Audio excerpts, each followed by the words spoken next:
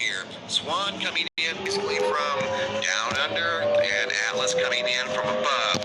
They both could be sharing a perihelion date at the end of the month, and Atlas looks fairly strong. The Swann is coming in at around the same time.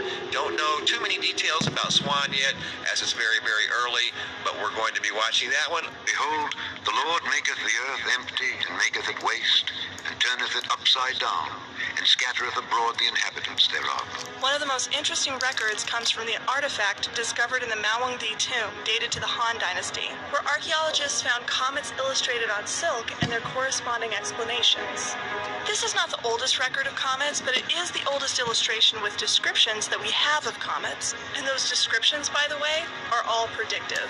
Now, not all the comets are bad, but most of them are bad. You got war, death, disease, grief, war, famine, more war, good cross but internal war, battles in specific places, and more war. Every man's sword shall be against his brother. I will plead against him with pestilence and with blood, and I will rain upon him, and upon his bands, and upon the many people that are with him, overflowing rain and great hailstones, fire and brimstone. Thus will I magnify myself and sanctify myself, and I will be known in the eyes of many nations, and they shall know that I am the Lord. Atlas makes its close approach to the Earth on May 23rd, May 23rd, May 23rd, May 23rd. Now this ancient comet visited our solar system approximately 4,400 years ago when the Great Pyramids were being built in Egypt. Just a coincidence that the Great Biblical Flood began approximately 4,359 years ago? According to Sir Isaac Newton, a comet was the cause of Noah's flood. Happy resurrection season. Happy, awesome, holy season.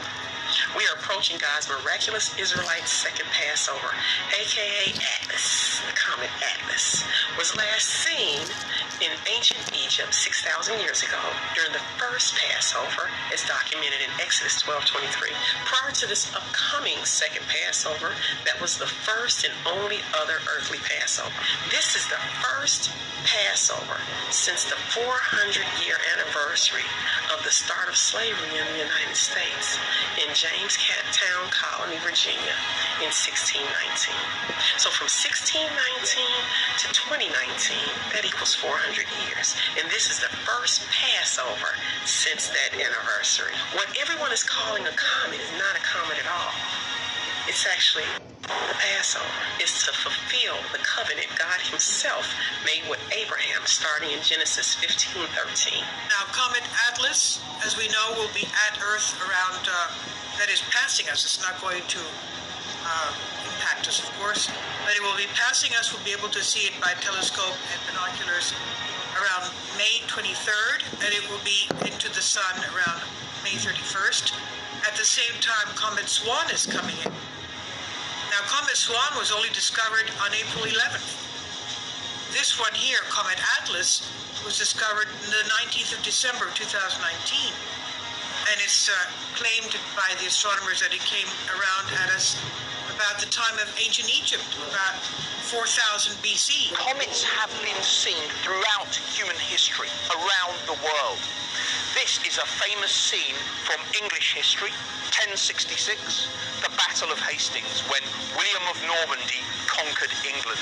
And if we look at this 1,000-year-old document, we have Harold and his supporters looking at the sky, and they are terrified, because what we see in a corner is probably the most famous comet of all. It's a representation of Halley's Comet, which made an appearance in 1065, 1066. And they are terrified because all over the world, comets have always been regarded as harbingers of death and destruction and bad luck. If you saw a comet, you were not going to have a good day.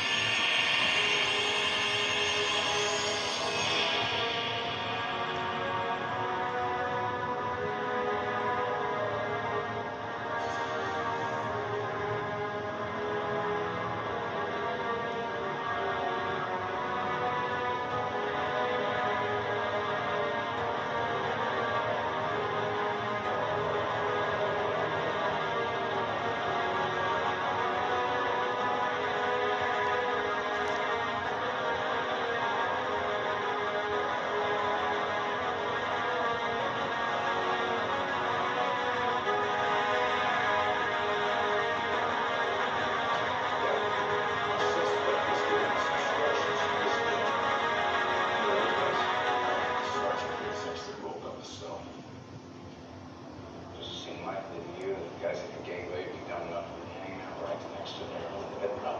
Sure. This is it.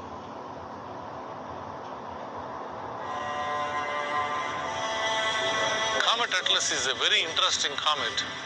When we found it back in December 2019, a few months ago, it was 3 astronomical units distance. So 1 AU, 1 astronomical unit, is the distance from the Earth to the Sun. So it's like 3 times the distance of the Sun. It was that far away back in December. If you look at it in the month of May, next month, when it comes close to the Earth, it is going to be 0.7 AU. For it to come to the Earth, it only takes like 2 hours. It's moving that fast. The Egyptians became afraid of revolution and instituted a policy of drowning all the Israelite male infants. It was at this point Jacob's great-great-grandson was born. To avoid death, the infant was hidden in the bulrushes, where he was found by Pharaoh's daughter. The princess adopted him and named him Moses. When Moses grew up, he sided with his oppressed brethren and fled into the desert. 60 years later, he returned to utter the unforgettable cry, "Let my people go." 10 times Pharaoh said no to Moses, and 10 times God struck Egypt with catastrophic plagues, ultimately killing all Egyptian firstborn males. Finally, Pharaoh let the Israelites go, then changed his mind and pursued Moses and his followers to the edge of the sea. It looked like the Israelites were trapped. But then the impossible happened. The sea parted, and the Israelites crossed to safety. Moses now led his followers to Mount Sinai, where they received the 10 Commandments, the sacred laws they would take with them to the Promised Land. I will plead against him with pestilence and with blood, and I will rain upon him, and upon his bands, and upon the many people that are with him, and overflowing rain, and great hailstones, fire and brimstone, fire and brimstone, fire and brimstone, fire and brimstone. The 7th plague was the plague of hail, but the Bible describes hail in a very unique manner. The hail was together with ash, with fire. The idea being that the fire and the ice commingle together, they coexist together. The Bible then describes God as making a miracle within a miracle, taking opposites in nature and having them coexist together. Whenever comets appeared, disease was also appearing. For the ancients, this was a cause and effect phenomenon.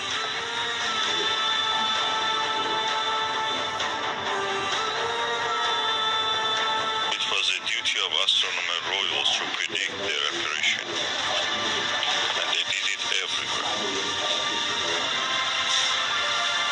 They filled our heart with fear and praise. People knew they are the heralds of the doom. But one of a million. What if you all found the courage to push back? Don't wait until your daughter gets thrown out of school or your wife gets sent to the factory. The history of free men